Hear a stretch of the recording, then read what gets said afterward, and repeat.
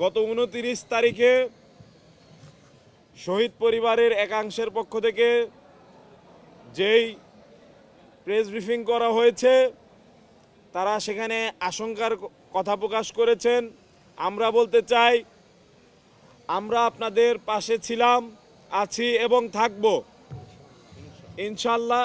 আমাদের মূল লক্ষ্য হলো ইনসাফ প্রতিষ্ঠা করা, ন্যায় বিচার প্রতিষ্ঠা করা। সেই লক্ষ্যে বাংলাদেশ সরকারের কাছে আমাদের আর্জি পেশ করা, এর বেশি কিছু নয়। আমরা কোনো প্রকার কোনো ন্যায় বিচারকে বাধাগ্রস্ত করতে আসিনি। যেখানে অবিচার হয়েছে আমরা সেখানে প্রশ্ন তুলছি। আপনাদের সাথে যে অন্যায় হয়েছে সেই অন্যায়ের সুবিচার আমরা চাই। তাই আপনারা ভয় পাবেন না বা কোনোভাবে শঙ্কিত হবেন না। একই সাথে বলতে চাই, আপনাদের যেই ব্যথা, আপনাদের যেই আবেগ, সেটি নিয়ে যেন কেউ কোনো প্রকার আমাদের এই যৌক্তিক আন্দোলনকে বাধাগ্রস্ত করতে পারে, সে ব্যাপারেও আপনাদের সচেতনতা কাম্য। আপনাদের এই দাবি দাওয়াগুলোকে, কথাগুলোকে আমরা অত্যন্ত গভীরভাবে বিবেচনা করেছি বিধায়ী আমাদের যেই 6টি দাবি দেওয়া, যেখানে আপনারা বিন্দুমাত্র প্রশ্ন করেছেন, আমরা সেখানে আরও সহনশীলতার সাথে সেগুলোকে আপনাদের সামনে উপস্থাপন করছি। আমাদের প্রথম দাবি হলো, ইতোমধ্যে হত্যা মামলায় খালাসপ্রাপ্ত এবং সাজা শেষ হওয়া জেলবন্দি বিডিআরদের অনতিবিলম্বে মুক্তি দিতে হবে এবং উদ্দেশ্য প্রণোদিত প্রহসনের বিস্ফোরক মামলা বাতিল করতে হবে। আমাদের দ্বিতীয় দাবি হলো, পিলখানার ভেতরে ও বাইরে 18টি বিশেষ আদালত ও অধিনায়কের সামারি কোর্টে গঠন করে যে সকল বিডিআর সদস্যদের চাকরিচ্যুত করা হয়েছে তাদের সকলকে চাকরিতে পুনর্বহাল করতে হবে এবং ক্ষতিপূরণ দিতে হবে। একই সাথে রাষ্ট্রীয় সুযোগ সুবিধাও নিশ্চিত করতে হবে। আমাদের তৃতীয় দাবি, গঠিত কমিশন স্বাধীন ও নিরপেক্ষভাবে কাজ করার জন্য প্রজ্ঞাপনে উল্লেখিত ব্যতীত শব্দ এবং কার্যপরিধি 2-এর 9 ধারা বাদ দিতে হবে।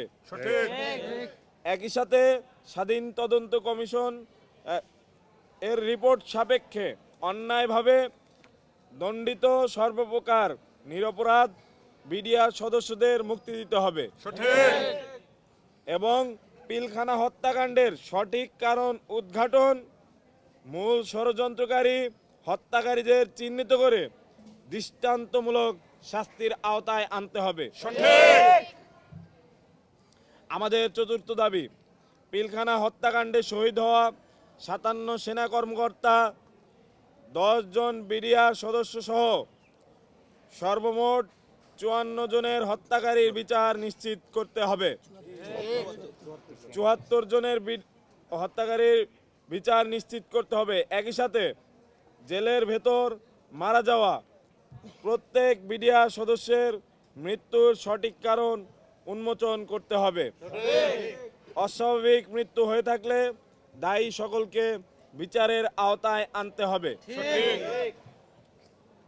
আমাদের পঞ্চম দাবি, স্বাধীনতা সার্বভৌমত্বের গৌরবোজ্জ্বল ইতিহাস ধারণকারী বিডিআর নাম ফিরিয়ে আনতে হবে।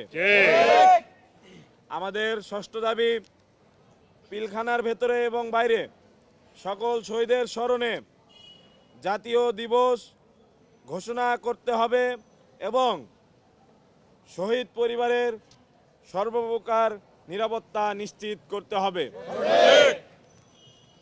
আমরা আমাদের এই 6টি দাবি সরকারের কাছে পেশ করছি এবং আমরা আশা করছি যে সকল নিরপরাধ বিডিআর সদস্য এখনও জেলের ভেতর আছেন, তারা আগামী 10 তারিখের যেই শুনানি আছে 10 ফেব্রুয়ারি সেই শুনানিতে ন্যায় বিচার পাবেন এবং আবারও মুক্ত বাতাসে আসবেন। আমরা এই প্রত্যাশা করি এবং 6টি দাবি যেহেতু যৌক্তিক, আমরা চাই অতি দ্রুত সময়ের মধ্যে সরকার এই দাবি দাওয়াগুলো মেনে নিক এবং মেনে নিয়ে যে ছাত্র জনতা এবং ক্ষতিগ্রস্ত যেই বিডিআর সদস্য এবং তাদের পরিবারের যে দাবি, যেটি গণদাবিতে রূপ নিয়েছে, তার প্রতি পূর্ণ সমর্থন প্রকাশ করুক।